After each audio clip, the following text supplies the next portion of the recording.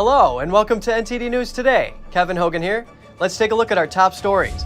The Biden administration begins deportation flights to Haiti as an illegal immigrant crisis brews in Texas. The United States blocking the Mexican border at one town to try to keep more migrants from coming in. Hundreds of protesters turning out in Washington, D.C. They're asking for equal treatment of nonviolent protesters on January 6th, and they're condemning all acts of violence on that day. The FBI confirms its agents executed a search warrant of a Florida home in connection to the disappearance of Gabby Petito. And California's ancient Sequoia trees are at risk. They're starting to burn from wildfires. Firefighters are now struggling to stop the spread in an area home to the world's largest tree.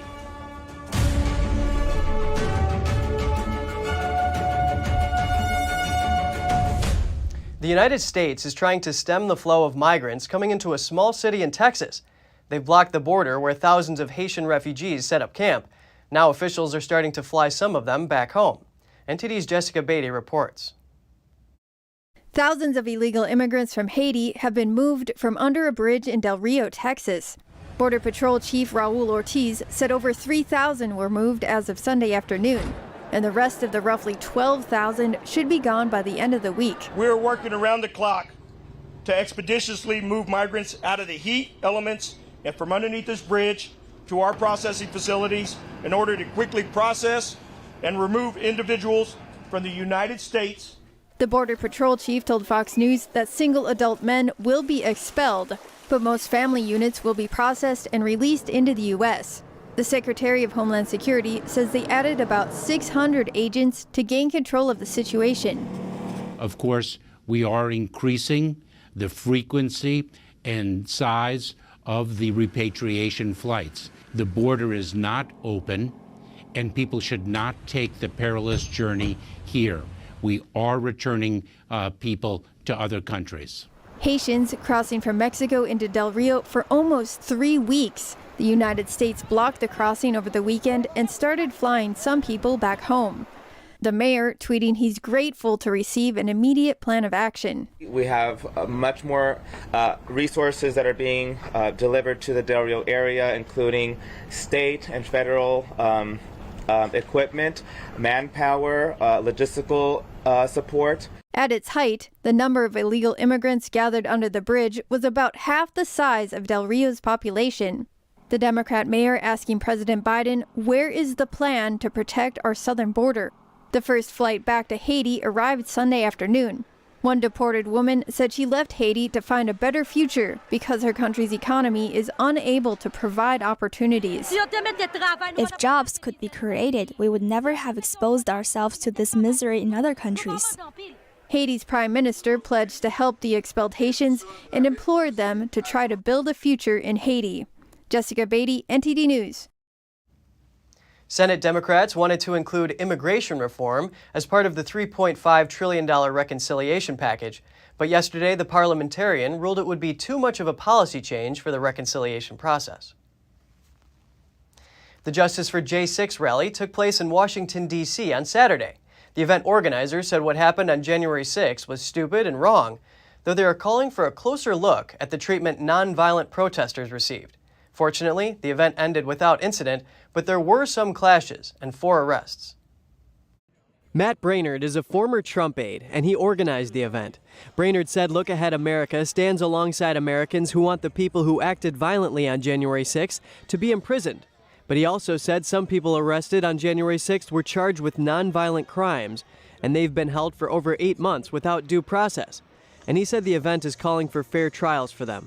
This is about the many people who were there that day who have not been charged with violence, not been accused of assaulting a police officer, destroying property, and disparate treatment they've received. This is about equal treatment under the law. This is about a public investigation into many of the things that happen that have not been investigated publicly or third-party oversight, especially the death of Ashley Babbitt. He said it was a civil rights protest to bring attention to nonviolent protesters at the January 6th rally who were treated differently than others. He mentioned people who protested against Justice Brett Kavanaugh and also entered congressional buildings on Capitol Hill where public servants were still working inside. In that case, many people were charged with misdemeanors after some protesters banged on the Supreme Court doors. What's more, it appears that police and members of the media appeared to outnumber protesters during the Justice for J6 rally. Police confirmed that between 400 and 500 people showed up. Officers wore riot gear, and there were also plainclothes police and law enforcement on bicycles and horses. Former President Trump said he believes people who are being detained or prosecuted for taking part in the January 6 rally are being persecuted by the federal government. Lawyers and family members of some of the defendants told Epoch TV that some are being subjected to solitary confinement for 23 hours a day. Well, John's in solitary confinement, and he has been for no reason. That's a whole story. But last night for dinner, they were served 4 pieces of white bread, a cookie, and a packet of tartar sauce. According to them, that's a nutritious meal, and they violated their own rule book on multiple occasions. So I think America needs to become very well versed in the treatment of these men. It's human rights that we're talking about, and it's completely nonpartisan. This has drawn criticism from some Democratic lawmakers. For example, Senator Elizabeth Warren said that type of punishment is cruel and psychologically damaging, and she noted that these people haven't been convicted yet.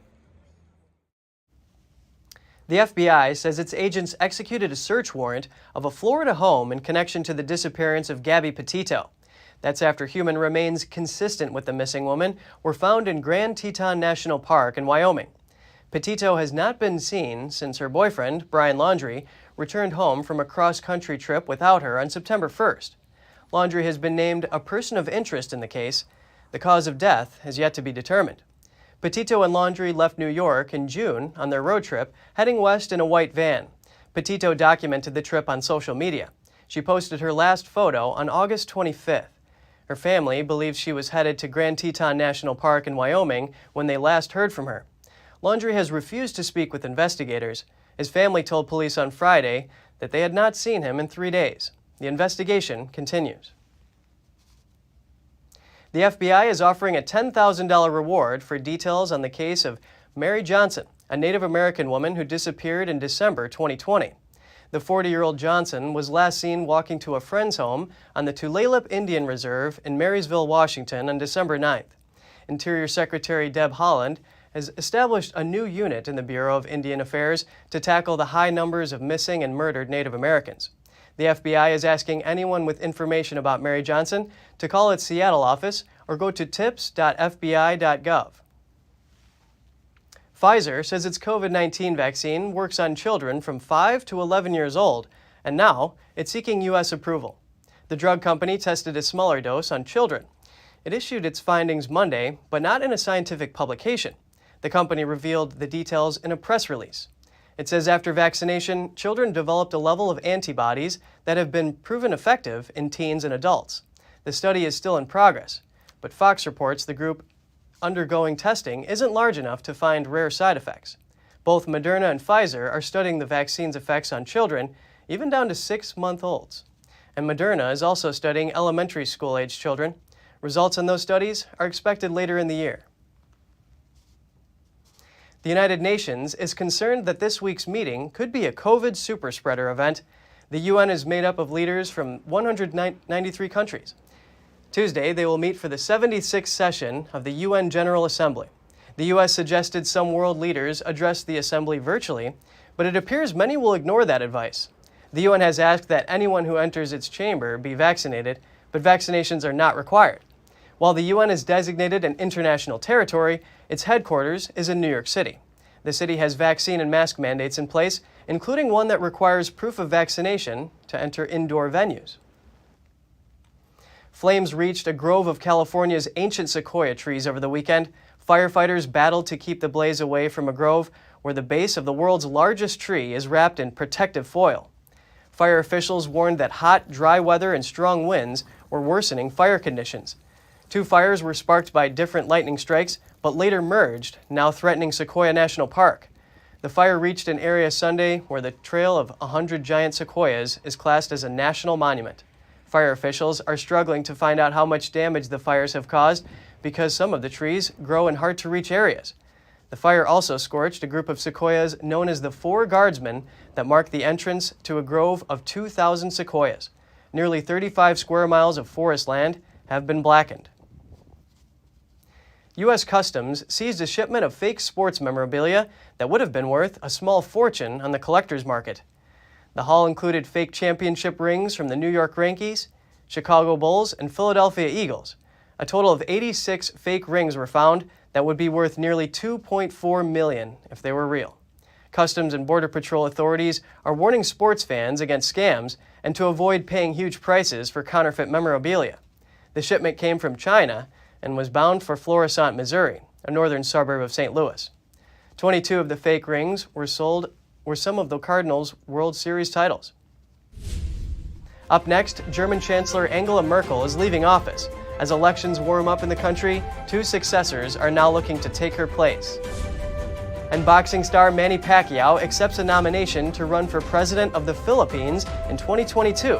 The boxing champ says he wants to end corruption. All that and more here on NTD News.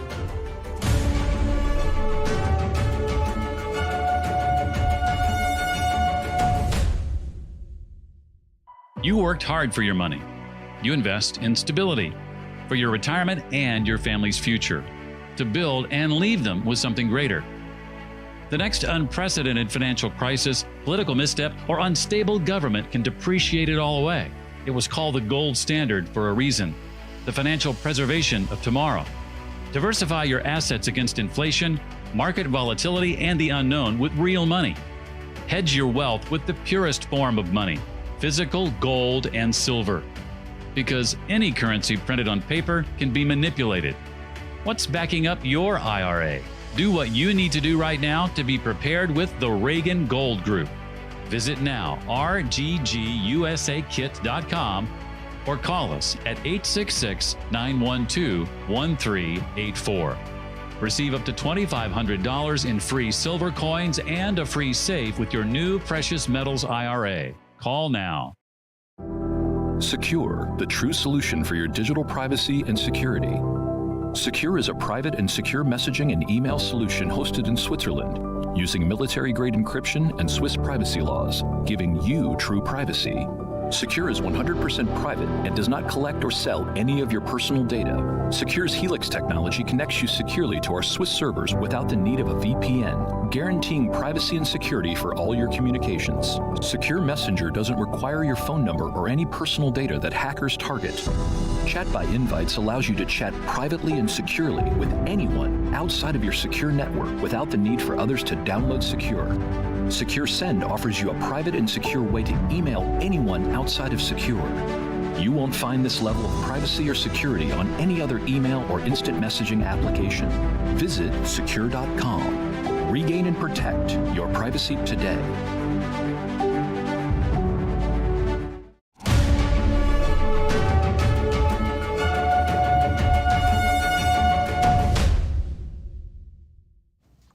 The Canary Islands sees its first volcanic eruption in 50 years. Lava from the volcano, known as La Palma, burned houses and forced 5,000 people to evacuate. Lava flew into the air and swallowed houses and forests on the Spanish island of La Palma after Sunday's eruption. 500 tourists were among those evacuated. The president of La Palma's council told local media the lava flow has destroyed about 100 houses so far. No fatalities were reported, but the volcano is still active. Officials are hopeful they won't need to evacuate any more people. Volcanologist Nemesio Perez says fatalities are unlikely as long as there's no reckless behavior. Spain's tourism minister told local radio the eruption should be seen as an opportunity to entice visitors to the island. France has canceled a meeting between Armed Forces Minister Florence Parly and her British counterpart after Australia scrapped a submarine order with Paris. A Franco-British Defence Ministers' Summit, due to take place this week, has been cancelled by Paris. That's according to sources familiar with the matter. France called off the meeting as its anger boils over about Australia's decision to scrap a multi-billion-dollar submarine order for an alternative one with Britain and the US. The sources said French Armed Forces Minister Florence Parly personally took the decision to drop the meeting with British Defence Secretary Ben Wallace. The French Defence Ministry could not immediately be reached for comment. The British Defence Ministry declined to comment. The scrapping of the $40 billion submarine contract has triggered a diplomatic crisis, with Paris recalling its ambassadors from Washington and Canberra for consultations. Australia plans to build at least 8 nuclear-powered submarines with US and British technology in a trilateral security partnership announced last week. France claims not to have been consulted by its allies, while Australia says it had made clear to Paris for months its concerns over the 2016 contract. French President Emmanuel Macron and US President Joe Biden will speak by telephone in the coming days to discuss the crisis. German Chancellor Angela Merkel is not seeking re-election in the upcoming federal election. During her 16 years in power, Germany's influence in European affairs has been indisputable. Yet in Brussels, attention is now focused on who might replace her. German Chancellor Angela Merkel is stepping down from the helm of the EU's biggest economy. In federal elections to be held September 26th, Chancellor candidates are vying to take over her role in European politics. One of the possible successors, Olaf Scholz, has served as Germany's finance minister in Merkel's coalition government since 2018. The Social Democratic Party behind him is currently leading in polls. Yet an European think tank analyst anticipates future policy changes under a Scholz-led government. He is a bit more of a social democrat, of course, but very much center-left. And as Merkel was very much center-right, I think they find themselves in the middle. Another candidate, Armin Laschet, is from the CDU-CSU, a center-right Christian Democratic political alliance, the same party as Angela Merkel. But if chosen, he would not wield Merkel's clout in Brussels. He lacks her popularity at home and her reputation abroad. After 16 years in power, you develop a political style, you get very good at negotiating, you have trust relationships with all the heads of states and government, and Armin Laschet does not have that yet. During her time in office, Angela Merkel has faced 4 French presidents, 5 British prime ministers, and 8 Italian premiers across the negotiating table. Speculation is that French President Emmanuel Macron would be keen to fill her shoes. But it remains uncertain whether he will emerge as the new leader of the European Union, especially considering France's upcoming presidential elections in mid-2022. Russia's ruling party seems to be keeping its majority after an election and a sweeping clampdown on its critics, but it did lose more than a tenth of its support. Supporters of Russia's ruling party celebrated winning the majority of the vote late Sunday amid a sweeping crackdown of its critics. But partial results on Monday showed the United Russia Party still lost significant ground in the legislature. With the ballot count inching towards completion, the Central Election Commission said the party, which supports President Vladimir Putin, retained its parliamentary majority, winning around half the vote. Its nearest rival, the Communist Party, which also backs the Kremlin on most key issues, came in at just over 20%. But the results so far indicate a weaker performance from United compared to its last election win in 2016. Years of faltering living standards in the country, as well as allegations of corruption from jailed Kremlin critic Alexei Navalny, have drained some support for United Russia. Other Kremlin critics who have decried the elections as a sham say the party would have fared much worse in a fair contest. Prior to the election, Navalny's allies were barred from running after his movement was banned in June as extremist. Critical media and non-government organizations were also targeted. Golos, an election watchdog accused of being a foreign agent by authorities, recorded thousands of violations, including threats against observers and ballot stuffing. Electoral authorities, however, have insisted that the overall contest has been fair, while the Kremlin denied a politically driven crackdown. Manny Pacquiao, one of the greatest boxers of all time, has accepted the nomination to run for the presidency of the Philippines in 2022. Here are the details. Boxing star Manny Pacquiao says he will run for the presidency of the Philippines next year. Pacquiao leads a faction in the ruling PDP Laban party. On Sunday, he accepted the nomination of his political allies and railed against corruption in government and President Rodrigo Duterte's cozy relationship with China. The move comes days after a rival faction nominated Duterte's longtime aide, Senator Christopher Goh, as its presidential candidate, which he declined. That faction also nominated Duterte for vice president, a move that critics called a cynical ploy by Duterte to retain power. Pacquiao's faction has not expressed support for Duterte's vice presidential bid. Duterte is prohibited by the Constitution from running for a second 6-year term as president.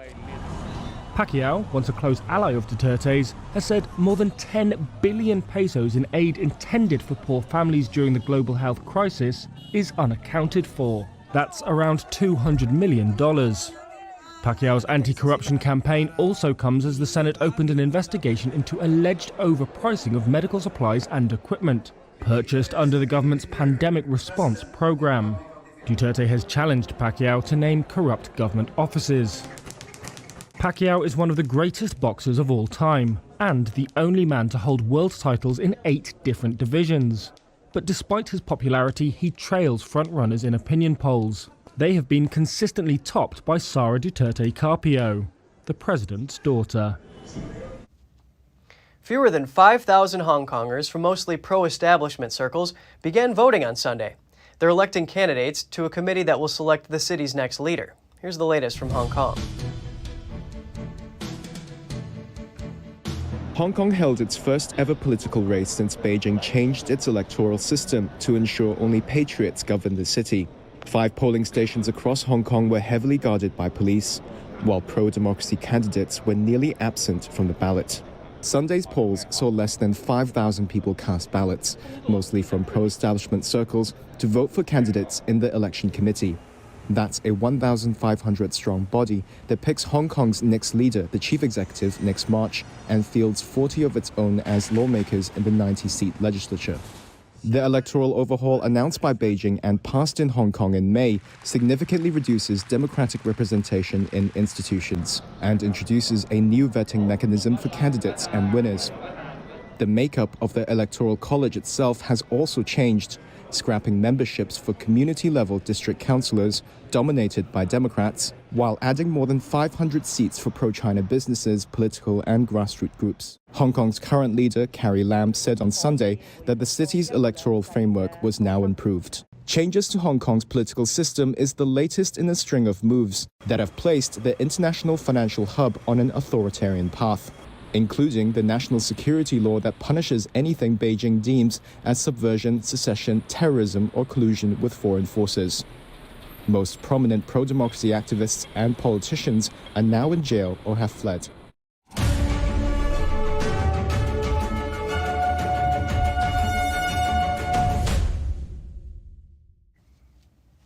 It was a tiny house before tiny houses were cool.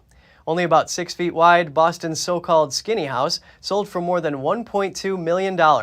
According to local legend, the unusual 4-level structure is the result of a sibling rivalry between 2 brothers more than a century ago. One brother built the slender house directly in front of his brother's home to block his view. That earned it another nickname, the Spite House. Over the years, the home has become a tourist attraction on Boston's North End. It's not clear yet if the new owners will let any of those tourists take a look inside. Crowds lined the banks of the River Stour in Canterbury, England, to watch a race of rubber ducks. The local Rotary Club hosts the annual event to raise funds for charities. It costs a little over $1 to sponsor a duck, and this year, over 4,000 yellow plastic ducks floated down the river. The sponsor of the winning duck won a cash prize of almost $350, with other cash and gift voucher prizes for the runners-up. The race took place on a stretch of the river between Toddler's Cove Park and Westgate Gardens Bridge. Music lovers in Venice may catch a glimpse of this unique sight, a string quartet playing on board a large violin-shaped boat in the city's famous canals. The boat is named the Violin of Noah, and it was built as a tribute to COVID-19 victims. It took to the waters on Saturday after ongoing testing last month. Artist and woodcarver Livio De Marchi built the boat to symbolize the rebirth of the iconic city after the pandemic. So it's only fitting that the musicians performed works by Vivaldi, the city's most famous composer. De Marchi is known as the Carpenter of Venice. He has created floating sculptures for decades. His other creations include a vintage Volkswagen car, a paper hat, and a giant boat in the form of a high-heeled shoe. The floating instrument is about 40 feet long and 13 feet wide. It's powered by an electric motor and was designed to be easily disassembled and rebuilt. Cheers and applause echoed around the Eiffel Tower as French slackliner Nathan Paulin walked across a rope suspended over 200 feet above the ground. The rope was just under 2,000 feet long, and Paulin was attached to a safety line the whole way. The course led from the first floor of the Eiffel Tower towards the Chaillot Theater across the backdrop of the Paris skyline. Paulin called the course beautiful, and at times, he paused to sit on the line on the rope. He completed the feat within half an hour as part of the festival organizer by the theater. Paulin first walked on a slackline 10 years ago, overcoming his childhood fear of heights. He said it wasn't easy to complete Saturday's feat, which took 4 years of practice. In 2019, he conducted shorter slackline walk between two skyscrapers in the Paris Business District. He said although it wasn't easy, he was happy to be able to share the performance with the public. Thanks for watching. At NTD, we're honored to be your source for the news. Catch us again tonight at 6:30 Eastern. In New York City, I'm Kevin Hogan.